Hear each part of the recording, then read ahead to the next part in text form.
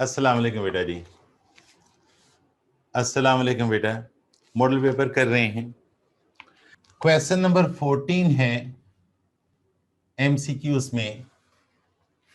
कहता है under 1 minus sine square theta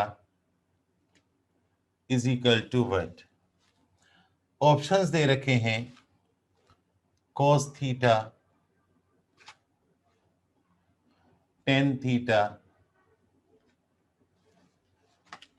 sec theta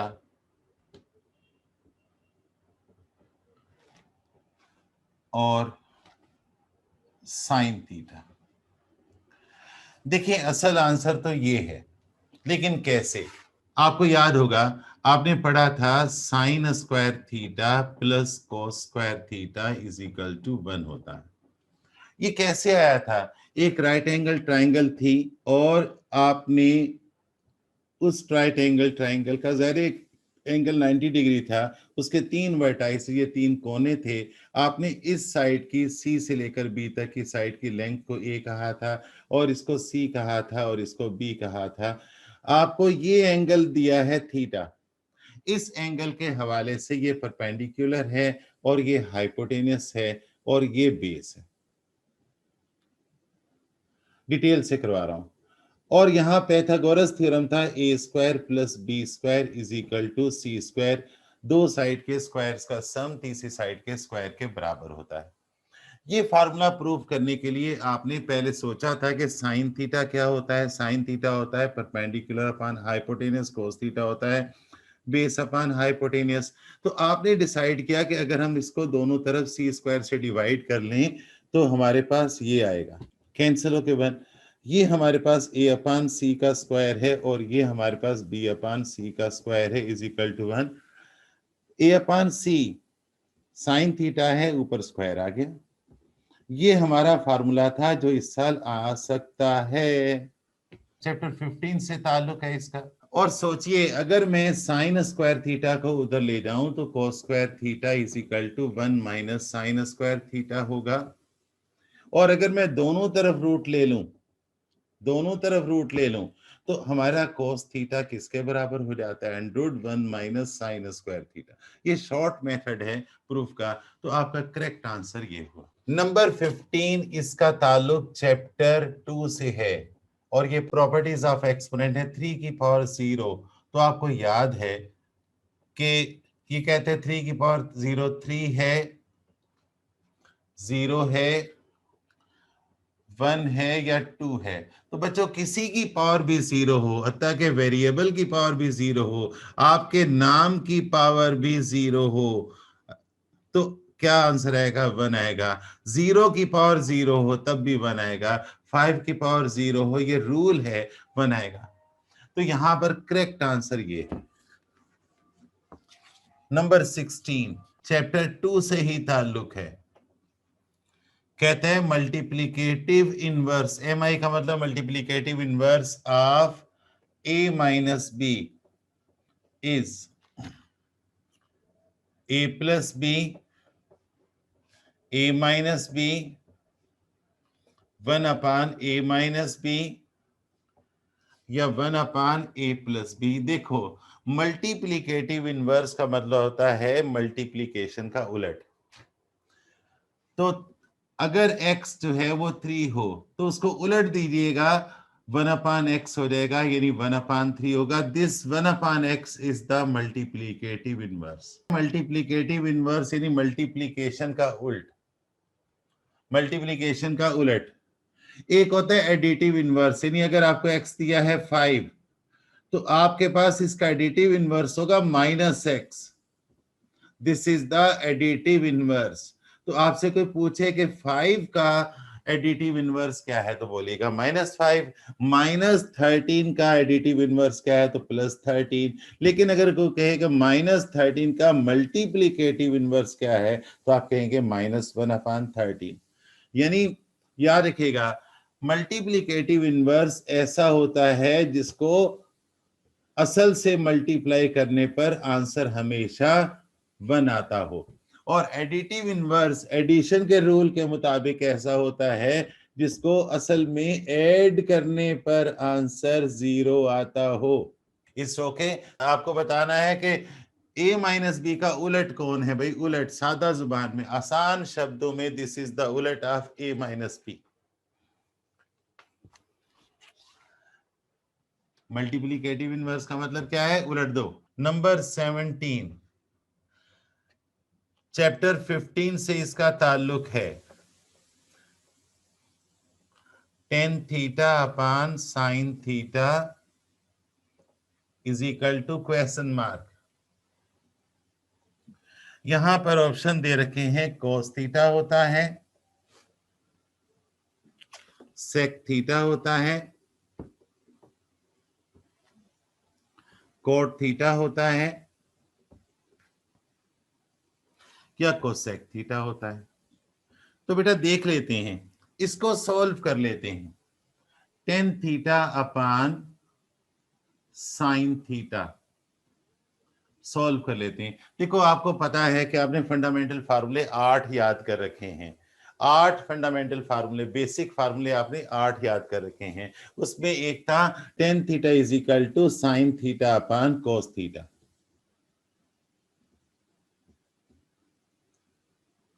कैसे आया था? इसी राइट एंगल ट्राइंगल में ये थीटा था, ये 90 डिग्री था। आपने कहा था साइन थीटा है परपेंडिकुलर अपान हाइपोटेनियस, कॉस थीटा है बेस अपान हाइपोटेनियस। तो इन दोनों को जब डिवाइड करेंगे साइन थीटा अपान कॉस थीटा, तो राइट साइड भी डिवाइड हो जाएगी और ये कट जाएगा। Sign theta upon cos theta हमारे पास निकल आएगा, नमूदार हो जाएगा ए अपान बी। तो ए अपान बी क्या है? परपेंडिकुलर अपान बेस, यानी sin theta upon cos theta is equal to tan theta. ठीक है ना? तो हमने यहां पर करना क्या है? हमने यहां पर टेन थीटा की जगह sign theta upon cos theta लिखना है और डिनोमिनेटर में अकेला बेचारा सड़ रहा है साइन थीटा, इसे अपान 1 कर दीजिए। और आप जानते हैं ऊपर वाली वैल्यू भी आसमान वाली नहीं, जमीन में ये अपान वाली, आसमान वाली नहीं अपान वाली, ऊपर वाली न्यूमिनेटर भी अपान में हो और डिनोमिनेटर भी अपान में हो, तो डिनोमिनेटर उलट के न्यूमिनेटर से मल्टीप्लाई हो जाता है। और 1 अपान कोस थीटा बावलों को भी पता है कि this is equal to sec theta.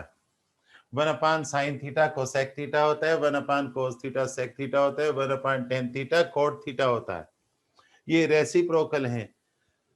तो इसका लेक्चर मेरा मौजूद है। तो आपका आंसर क्या करेक्ट हुआ?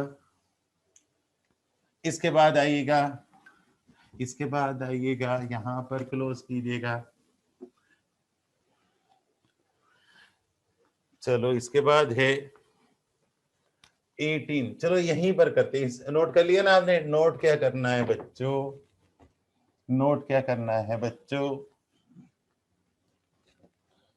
ये तो एमसीक्यूज हैं। 18, इसका ताल्लुक चैप्टर 4 से है, 5 से भी कह सकते हो। कहता है x4 plus 64 can be made a perfect square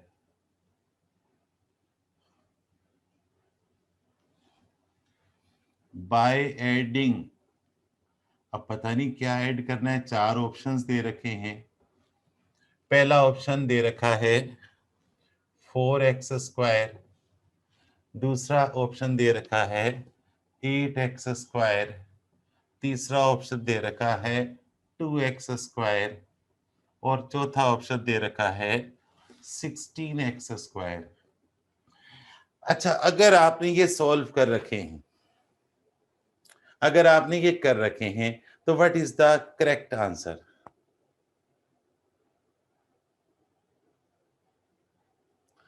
रट्टा नहीं, रट्टा लगाया तो मारे गए। कैसे चूज करना है?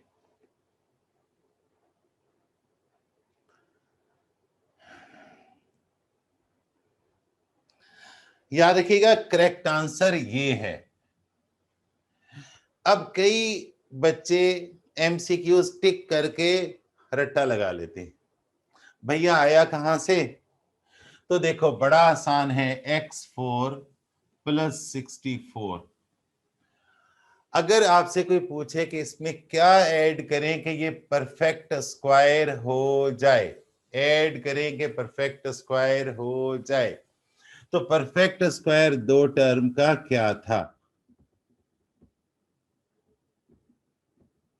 8वीं क्लास में नहीं, 7वीं क्लास में नहीं, 6ठी क्लास में सीखा था। अब इसमें क्या ऐड करें? देखो बेटा, यहां से स्क्वायर हटा के यहां इसका स्क्वायर हटा दो, इसका स्क्वायर ये है, इसका स्क्वायर हटा दो। अब बीच में कोई चाहिए, ये प्लस यहां है, बीच में कुछ ऐड करना है, और बीच में जो ऐड करना है, this should be 2ab। And what is a? The internal value of this is a, यानी a is equal to x square, और ये जो अंदर की वैल्यू है दिस इज b। तो आपने यहां ऐड करना है क्या? 2x स्क्वायर इंटू 8, तो ये हो गया 16x स्क्वायर। तरीका क्या है? 2ab बनाइए, बस सिंपल 2ab। 2ab बनाना है तो फिर क्या करना है? 2 लिखना है, पहले की ब्रैकेट बनानी है, दूसरे की ब्रैकेट बनानी है, पहले का स्क्वायर हटाना है, तो ये एक्स स्क्वायर का है, और इसका स्क्वायर हटाना है, ये 8 का है, तो 8 2 जा 16x स्क्वायर। तो आपका करेक्ट आंसर ये है। अच्छा, अगर आपको दिया हो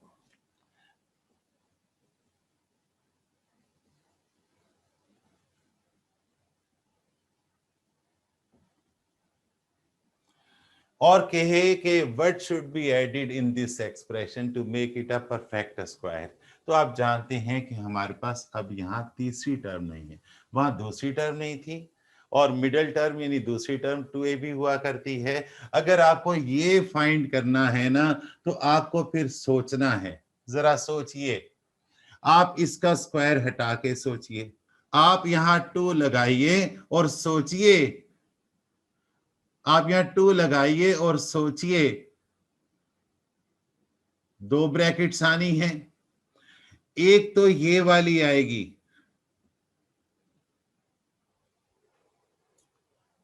है ना? फार्मूला है A square plus 2ab plus B square, ये है फार्मूला। जरा सोचिए, तो इसमें कमी किसकी है? थर्ड टर्म की।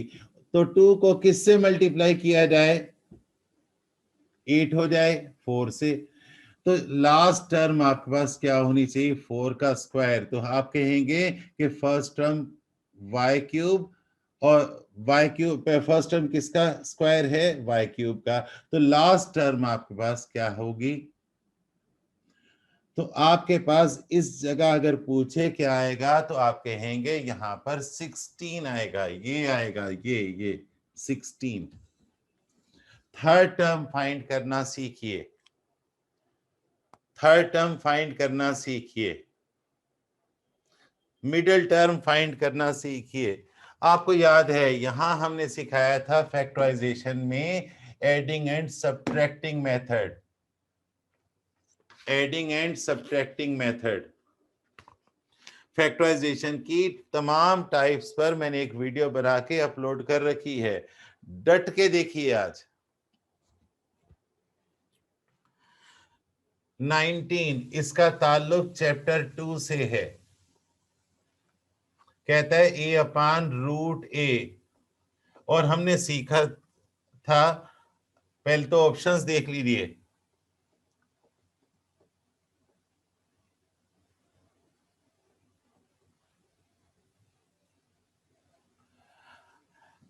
देखिए इसका क्या आंसर होना चाहिए, देखते हैं। हमने सीखा था कि डिनोमिनेटर में रूट नहीं होना चाहिए, तो हम क्या करेंगे, डिनोमिनेटर में अगर रूट हो तो उसी रूट से, सिंगल रूट वैल्यू हो तो उसी रूट से मल्टीप्लाई और डिवाइड करेंगे। हमारे पास a इंटू रूट ए, ये a अंदर नहीं घुसेगा, चौकीदार बैठा हुआ है रूट, और नीचे रूट ए का स्क्वायर, तो a root A upon root A का स्क्वायर ए, ये हमारे पास कट गया, तो रूट ए हमारा आंसर है, तो this is the correct answer. अहम है, याद रखिएगा, अहम ये नहीं है कि आपने एमसीक्यू सॉल्व कर लिए, अहम ये है कि सॉल्व किए तो कैसे किए, सोल्व किए तो कैसे किए, सोल्व किए तो कैसे किए। 50 नंबर के एमसीक्यूज हैं, मुफ्त बट रहा है भैया, मुफ्त मुफ्त बट रहे हैं नंबर।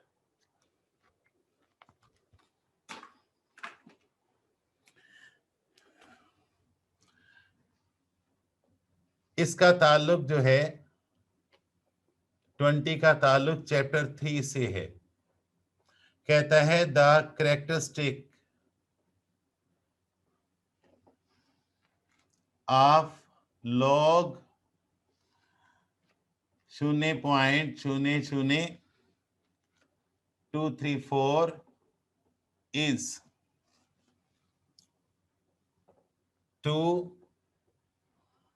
2 bar 3 bar. बताओ what is the correct answer. Bar 3 क्यों आया, दो सूरतें हैं, प्लीज बार 3 इससे क्यों आया। देखो बेटा, एक तरीका तो ये है 0.00234, याद रखिएगा, हम इसे साइंटिफिक नोटेशन में कन्वर्ट करेंगे। एक तरीका ये, इस पॉइंट के लिए जो हमारे पास बेस डिजिट है वो 2 है, हम इस पॉइंट के 3 छलांगे, 3 जंप्स लगाएंगे, हम इस पॉइंट के 3 जंप्स लगाएंगे। ये 3 जंप लगा के यहां पर आ गया और साइंटिफिक नोटेशन में कन्वर्ट हो गई, तो दिस -3 इज द कैरेक्टरिस्टिक। इस -3 को बार 3 कहेंगे। एक और तरीका है जो आपने सीखा, काउंट करेंगे कि पॉइंट के बाद जो डिजिट है, उस डिजिट और पॉइंट के दरमियान कितने जीरो हैं। आप कहेंगे 2 जीरो हैं, तो उसे एक बढ़ा दीजिए, बार 3 कर दीजिए। 2 जीरो हैं तो बार 3, 3 जीरो हैं तो बार 4, इस तरह कर दीजिए। This is theoretical method. तो याद रखिएगा कि आप इसे साइंटिफिक नोटेशन में कन्वर्ट करेंगे और 10 की पावर जो है वो हमारे पास कैरेक्टरिस्टिक होगी। 10 की पावर कैरेक्टरिस्टिक, 10 की पावर कैरेक्टरिस्टिक। मस्तियां करते हैं, मस्तियां। 21 देखते हैं किस चैप्टर से। ओ हो chapter 1, the Cartesian product of set A and B. CP का मतलब कार्टेशियन प्रोडक्ट, कार्टेशियन प्रोडक्ट बोलते हैं। इज कैसे लिखते हैं, ए डॉट भी बिल्कुल नहीं लिखते। नंबर 2 ए क्रॉस भी बिल्कुल ऐसे लिखते हैं। कार्टेशियन सेट्स में दो सेट्स को मल्टीप्लाई करने पर जो रिजल्ट आता है that is called Cartesian product. और ये तो बिल्कुल नहीं लिखते this is symmetric difference of A and B. और ये तो बिल्कुल नहीं लिखते क्योंकि ए एंड बी बोला है, बी एंड ए नहीं बोला। तो आंसर करेक्ट ये है। क्वेश्चन नंबर 22 चैप्टर 11 से है। A triangle having 2 side congruent is called number 1 scalene triangle, scalene triangle बोलता हूं मैं, आइसोसेलेस ट्राइंगल, एक्यूट, एक्यूट है, क्यूट नहीं है ट्राइंगल, और ऑब्ट्यूज ट्राइंगल। देखें, स्केलिन ट्राइंगल ऐसी ट्राइंगल होती है जिसकी तीनों साइड्स का आपस में कोई ताल्लुक नहीं होता, तीनों साइड्स अनइक्वल होती हैं, तीनों एंगल्स अनइक्वल होते हैं, तीनों साइड्स जो हैं कॉन्ग्रुएंट नहीं होती हैं।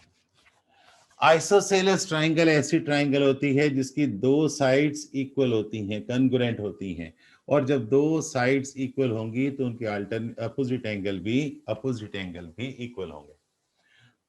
अच्छा, एक्यूट ट्राइंगल कोई नहीं होती भाई, ऐसी ट्राइंगल जिसका एक एंगल 90 डिग्री से छोटा हो, एक्यूट है। और ऑब्ट्यूज भी यही चीज है, ऐसी ट्राइंगल जिसका एक एंगल 90 डिग्री से बड़ा हो। कोई एंगल बड़ा बना दीजिएगा। तो आइसोसेलेस ट्राइंगल ऐसी ट्राइंगल होती है जिसकी दो साइड्स इक्वल यानी कॉन्ग्रुएंट होती हैं, एक जैसी होती हैं। बड़ी सिंपल थ्योरी है।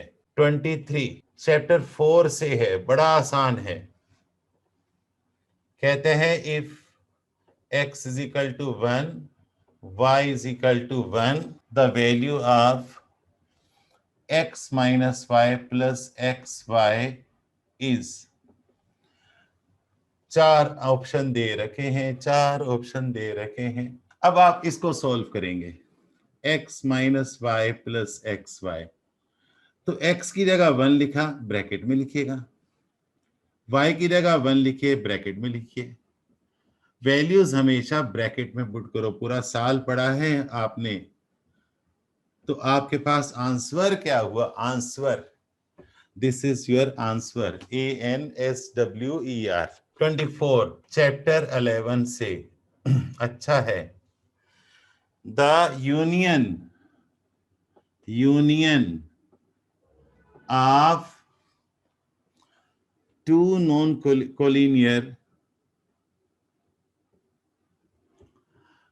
कोलिनियर का मतलब एक लाइन में ना हो। रेज, यूनियन का मतलब इकट्ठी हो जाएं। Rays having a common end point common हो इज कॉल्ड, टेढ़ा लिखता हूं, ट्राइंगल।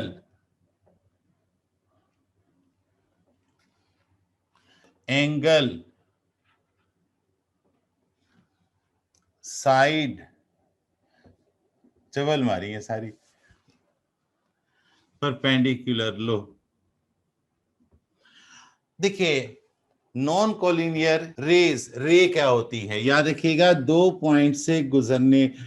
पॉइंट्स को मिलाने वाली लाइन जिसकी कोई पार्टिकुलर डायरेक्शन हो, रे कहलाती है। दो पॉइंट्स को मिलाने वाली लाइन जिसकी एक फिक्स डायरेक्शन हो, रे कहलाती है। ठीक है। अच्छा, एक और रे है, वो भी दो पॉइंट्स से गुजरती है, उसकी भी कोई डायरेक्शन है। रे की निशानी है कि इसके एक साइड पर तीर होता है, दूसरे साइड पर तीर नहीं होता। रे,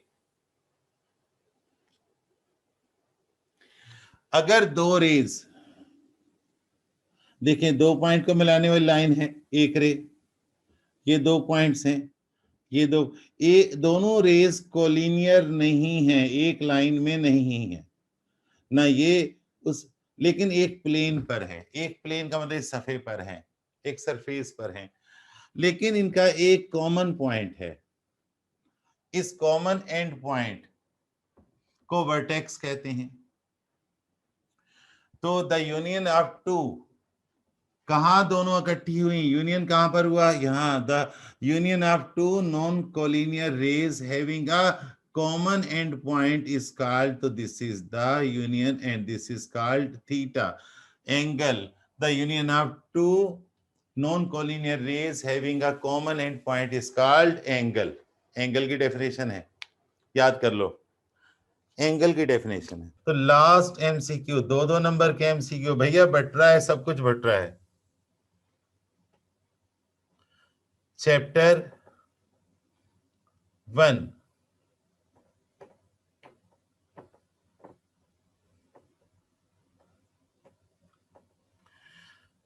कहता है अ सेट विद, ओहो गलत टाइप हुआ है, सिंध बोर्ड वाले भी कहे, a set which contain n elements, its power set contains subsets, power set के कितने सबसेट बनेंगे? 2 बनेंगे, n स्क्वायर बनेंगे, n बनेंगे, या 2 की पावर n बनेंगे? चेक कर लेते हैं। देखो बेटा, एक हमारे पास सेट है A, -1 0 1 इसके एलिमेंट्स हैं। चलो 3 एलिमेंट्स मैंने ले लिए।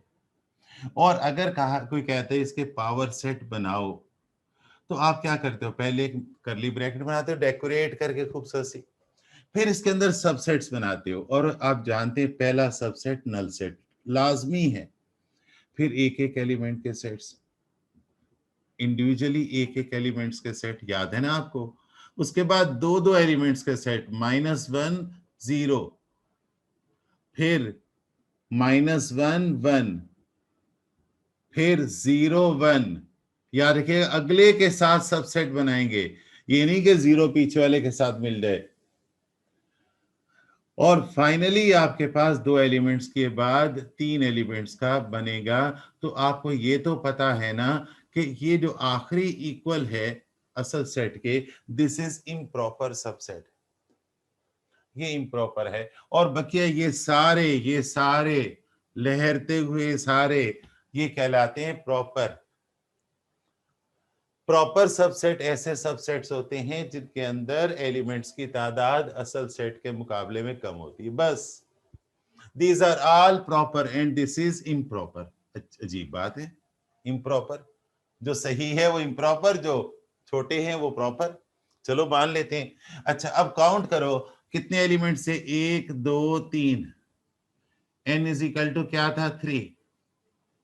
और बने कितने, 1 2 3 4 5 6 7 8, कितने बने, 8 बने। तो आप सोचिए 8 बने, 8 जो है 2 की पावर कितना, 8 बने हैं। 8 क्या है, 2 की पावर सोचनी है, 2 की पावर सोचनी है मेरे बच्चों। तो आपके पास अगर किसी सेट के अंदर n एलिमेंट्स हों, तो याद रखिएगा उसके पावर सेट के अंदर जितने भी सबसेट्स हैं उनकी तादाद इतनी होगी, इतनी होगी। अच्छा बेटा जी, अब एक चीज याद रखो, कल से मैं एक एक चैप्टर की रिवीजन स्टार्ट कर रहा हूं, बड़ा गोल्डन चांस। और उसके साथ साथ मॉडल पेपर का वो क्वेश्चन भी आ जाएगा। कल से मैं एक एक चैप्टर की रिवीजन करवा रहा हूं। इस मॉडल पेपर के लिहाज से सेक्शन बी का पहला क्वेश्चन करवाऊंगा, मॉडल पेपर के लिहाज से सेक्शन बी का पहला क्वेश्चन करवाऊंगा। अब वो क्वेश्चन जिस चैप्टर का होगा उस चैप्टर के सारे इंपॉर्टेंट क्वेश्चन कराऊंगा, उस चैप्टर के सारे एमसीक्यूज कराऊंगा। यानी उस एक क्वेश्चन की बुनियाद पर उस चैप्टर के सारे एमसीक्यूज, उस चैप्टर के इसी तरह उस चैप्टर के सारे इंपॉर्टेंट क्वेश्चन सॉल्व कराऊंगा। हर चैप्टर के आपको बिल्कुल भी किताब से, किसी किताब से, नोट से पढ़ने की, फजूल रट्टे लगाने की जरूरत नहीं है। एमसीक्यू सीखेंगे, थोड़ा सा फास्ट चलूंगा। मैं आपको 10 ईयर पेपर के एमसीक्यूज भी उसमें शामिल करके करवाऊंगा, और किताब के एमसीक्यूज जो इंपॉर्टेंट हैं वो भी करवाऊंगा। यकीन करो उससे हटके नहीं आएगा। अच्छा, ये मैं आपको बता दूं, ये जो आपके पास एमसीक्यूज है ना, ये 10 ईयर पेपर में आए हैं। यानी गवर्नमेंट क्या कहती है, तैयारी करो तो सिर्फ 10 ईयर पेपर से। तैयारी किससे करनी है, 10 ईयर। आप एक एक एमसीक्यू चेक कर लो, 10 ईयर पेपर में कई बार आया है वो। तो 10 ईयर पेपर के एमसीक्यूज अच्छे कर लो, 10 ईयर पेपर के क्वेश्चंस कर लो, परफेक्ट हो जाओगे। तो मैं एक एक क्वेश्चन सेक्शन बी का, सेक्शन बी के 2 का फर्स्ट पार्ट जब करवाऊंगा, उस चैप्टर के सारे एमसीक्यूज भी उसके बाद कराऊंगा, और उस चैप्टर के सारे इंपॉर्टेंट क्वेश्चन भी कराऊंगा। अब जाहिर है हर पार्ट एक चैप्टर से आया है, तो सारे चैप्टर्स की रिवीजन हो जाएगी, लेकिन दिस इज शॉर्ट रिवीजन। इसमें 1 से 2 दिन लगेगा आपका एक चैप्टर पर। ठीक है बेटा जी, ओके, अल्लाह हाफिज। ओके, अल्लाह हाफिज बेटा।